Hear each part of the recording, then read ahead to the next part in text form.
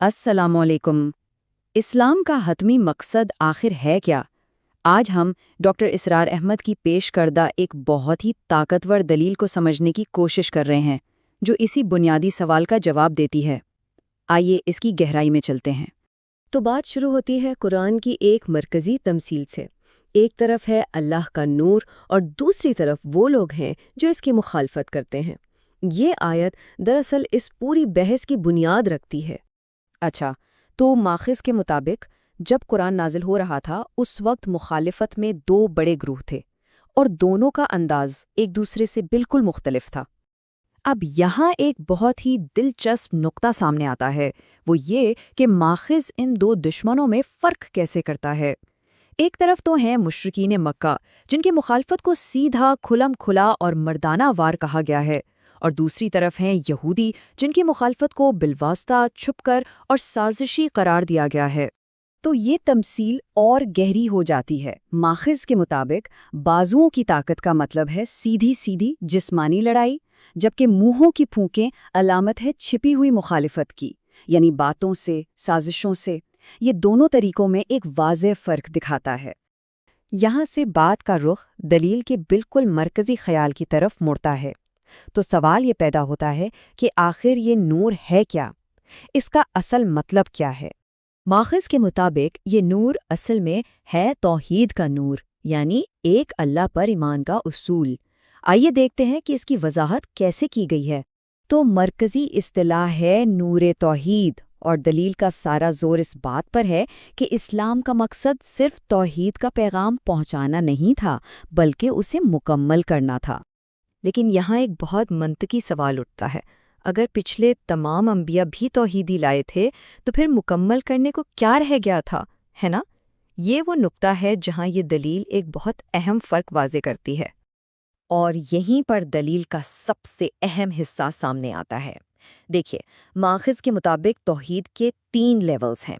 پہلا ہے عقیدے کی سطح پر، دوسرا ہے انفرادی عمل کی سطح پر۔ تمام انبیاء نے ان 2 درجات کو مکمل کیا، لیکن ایک تیسرا اور سب سے اہم درجہ ابھی باقی تھا، اجتماعی توحید۔ تو اصل نقطہ یہ ہے، سارا زور اس بات پر ہے کہ مشن کا مقصد توحید کی اس آخری یعنی اجتماعی سطح کو مکمل کرنا تھا، جہاں صرف افراد نہیں بلکہ پورا کا پورا معاشرتی نظام اللہ کے حکم کے تابع ہو جائے۔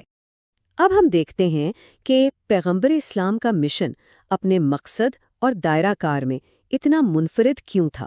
ماخذ کے مطابق اس منطقی دلیل کی پہلی بنیاد یہ ہے کہ مقصد صرف پیغام پہنچانا نہیں تھا بلکہ دین کو غالب کرنا تھا۔ یہ ماخذ کے مطابق مشن کا بنیادی مقصد ہے۔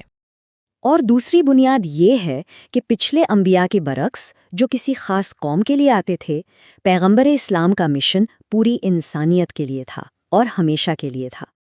اب ذرا سوچئے، اگر ان دونوں باتوں کو جوڑ دیا جائے، ایک دین کو غالب کرنے کا مقصد اور دوسرا پوری انسانیت کے لیے ایک مشن، تو اس کا منطقی نتیجہ کیا نکلے گا؟ اور یہی اس پوری دلیل کا مرکزی دعویٰ ہے کہ نور توحید کی تکمیل کا مطلب اس تشریح کے مطابق اس کا پوری دنیا پر غالب آ جانا ہے۔ یہ صرف ایک روحانی فتح نہیں بلکہ ایک سماجی اور سیاسی حقیقت ہے۔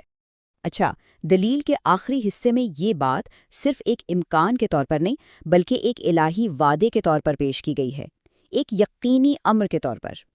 یہ ایک بہت بڑا دعویٰ ہے جو اس مشن کی تکمیل کو بالکل ناگزیر قرار دیتا ہے۔ ماخذ کے مطابق یہ صرف ایک مقصد نہیں بلکہ تاریخ کا وہ انجام ہے جس کی طرف دنیا بہرحال بڑھ رہی ہے۔ اور اس یقین کی بنیاد قرآن کے ایک خاص وعدے پر رکھی گئی ہے جو سورۃ النور میں ملتا ہے۔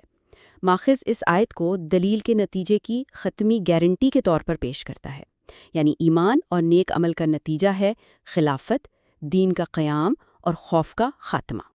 تو اس طرح یہ غلبے کا وعدہ سیدھا جا کر جڑتا ہے اجتماعی توحید کے تصور سے، جہاں تمام نظام اللہ کے حکم کے تحت آ جاتے ہیں اور شرک کے لیے کوئی گنجائش باقی نہیں رہتی، نہ عقیدے میں نہ ہی معاشرتی نظام میں۔